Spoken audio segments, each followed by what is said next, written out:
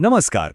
આજે આપણે બાઇબલના એક ખૂબ જ જાણીતા દૃષ્ટાંતની પાછળ રહેલા ઊંડા સત્યને સમજવાનો પ્રયત્ન કરીશું. અને હા, આ એક એવું અર્થઘટન છે જે કદાચ સારા કામો વિશેની આપણી અત્યાર સુધીની સમજને પડકારી શકે છે. તો ચાલો સીધા જ આમાં ઊંડા ઉતરીએ. અહીં અંતિમ ન્યાયનું દ્રશ્ય છે, એકદમ જાણીતું છે, જ્યાં આખી માનવતાને બે અલગ અલગ જૂથોમાં વહેંચી દેવામાં આવે છે, ઘેટા અને બકરા. હવે આ દ્રશ્ય એક બહુ મોટો સવાલ ઊભો કરે છે, ખરું ને, કે આખરે એવો તો કયો માપદંડ છે, એવું કયું અંતિમ ધોરણ છે જેના આધારે આ ભાગલા પડે છે. આ લખાણ બસ એ જ સવાલનો જવાબ શોધવાનો પ્રયત્ન કરે છે. તો ચાલો શરૂઆત કરીએ રાજાના શબ્દોથી, એ શબ્દો જે એ ન્યાયી લોકો માટે છે જેમને ઘેટાં કહ્યા છે. જોઈએ કે રાજા એમને શું કહે છે. અહીં રાજા ઘેટાના વખાણ કરે છે. કેમ? કારણ કે એમણે દયાના બહુ ચોક્કસ કામો કર્યા હતા, જેમ કે ભૂખ્યાને ખવડાવ્યું, જેને જરૂર હતી એને કપડાં આપ્યા, અને જે કેદમાં હતા એમની મુલાકાત લીધી. પણ અહીંયા જ સૌથી રસપ્રદ વાત સામે આવે છે. એ છે ન્યાયી લોકોનો જવાબ. તેઓ તો સાવ મૂંઝવણમાં છે. એમને તો યાદ પણ નથી કે એમણે ક્યારે સીધે-સીધી રાજાની સેવા કરી હોય. એમને આશ્ચર્ય થાય છે. અને બસ આ રહ્યો એ મુખ્ય સિદ્ધાંત. રાજા અહીંયા એકદમ સ્પષ્ટ કરે છે કે તેઓ પોતાના ભાઈઓ સાથે એટલા ઊંડાણથી જોડાયેલા છે કે એ ભાઈઓની સેવા કરવી એ ખરેખર તો રાજાની જ સેવા કરવા બરાબર છે. અને આ જ નિયમ બકરા પર પણ લાગુ પડે છે, પણ ઉલટી રીતે. અહીંયા એક ચોંકાવનારી વાત છે.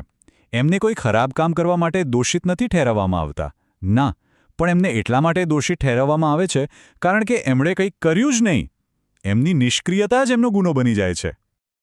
તો સવાલ એ થાય કે આ રાજા છે કોણ? કોની પાસે આટલો મોટો શાશ્વત ન્યાય કરવાનો અધિકાર છે? આ લખાણ એમની ઓળખ પુત્ર તરીકે કરાવે છે. આ લખાણમાં એમને એક ખાસ ઓળખ આપવામાં આવી છે, દ્વિતીય વ્યક્તિ ઈશ્વા. આનો મતલબ એ છે કે તે પિતા ઈશ્વરની બરાબર છે, જેણે સૃષ્ટિને બચાવવા માટે ખુદ એક જીવનું રૂપ લીધું, અને એટલે જ એમના હાથમાં આખી સૃષ્ટિ પર ન્યાય કરવાનો અંતિમ અધિકાર છે. શાસ્ત્રના આધારે જોઈએ તો એમની સત્તા કોઈ સામાન્ય ન્યાયાધીશ જેવી નથી. એ તો આખા બ્રહ્માંડના વારસદાર છે, સર્જક છે અને એનો પાલન કરનાર પણ છે, અને એટલે જ ન્યાય કરવાનો સંપૂર્ણ અધિકાર પણ એમનો જ છે. સારું, તો આટલી મોટી સત્તાનો અર્થ શું થાય?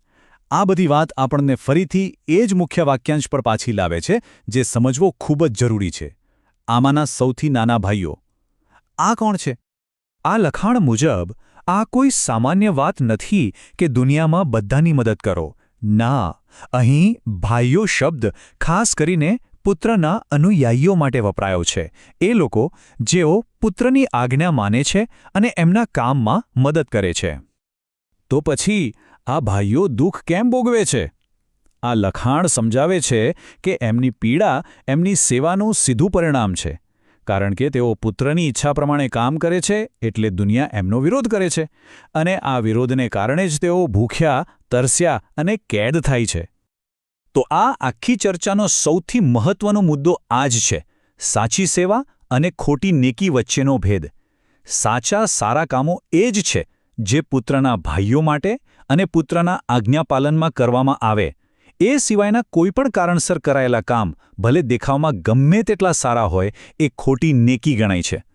હકીકતમાં આ લખાણ તો ત્યાં સુધી કહે છે કે કોઈ પોતાનું મોટામાં મોટું બલિદાન પણ આપી દે, પણ જો એ પુત્રની ઈચ્છા પ્રમાણે અને એમના પ્રત્યેની વફાદારીથી ન કર્યું હોય તો એ બધું જ નકામું છે, અર્થહીન છે.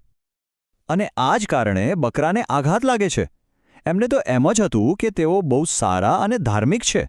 કદાચ એમણે ચમત્કારો પણ કર્યા હશે, પણ એમના કામ પુત્ર માટે નહોતા, અને એટલે જ એમને અધર્મી કહેવામાં આવે છે. તો પછી આ બધાનો સાર શું નીકળે છે? અંતિમ ચુકાદો શું છે? ચાલો હવે આપણે એ એકમાત્ર શરત તરફ આગળ વધીએ જે શાશ્વત જીવન માટે જરૂરી છે. અહીં એકદમ સીધું અને સ્પષ્ટ તર્ક રજૂ કરવામાં આવ્યું છે. જુઓ, પુત્ર જીવનનો સ્ત્રોત છે, એટલે એમના અનુયાયીઓની મદદ કરવી એ પુત્રની જ મદદ કરવા બરાબર છે, અને એમના અનુયાયીઓને નકારવા એ પુત્રને જ નકારવા બરાબર છે. તેથી બચવા માટેનો એકમાત્ર રસ્તો પુત્રનું પાલન કરવું એ જ છે. અને અંતે આ લખાણ એક બહુ જ પડકારજનક વાત મૂકે છે કે કોઈપણ મદદ ત્યારે જ સાચી મદદ ગણાય જ્યારે એનું અંતિમ લક્ષ્ય લોકોને જીવનના સ્ત્રોત એટલે કે પુત્ર સાથે જોડવાનું હોય. એ સિવાયની મદદ અધૂરી છે. તો આ સમગ્ર વિશ્લેષણમાંથી આપણે શું શીખી શકીએ? એક જ વાત, નિષ્ઠા સર્વોપરી છે. કોઈપણ કામનું મૂલ્ય એ વાત પરથી નક્કી નથી થતું કે એ કેટલું મોટું છે, પણ એ વાત પરથી નક્કી થાય છે કે એ પુત્રની આજ્ઞા પ્રમાણે કરવામાં આવ્યું છે કે નહીં. અને આ આખી વાત આપણને એક ઊંડા વિચાર સાથે છોડી જાય છે. જો કોઈ પણ કામનું મૂલ્ય એના પાછળના ઉદ્દેશ્યથી નક્કી થતું હોય, તો પછી સાચી આજ્ઞાપાલન ખરેખર શું છે? આ સવાલ શું કરવામાં આવ્યો તેના કરતાં કોના માટે કરવામાં આવ્યો તેના પર ધ્યાન કેન્દ્રિત કરાવે છે.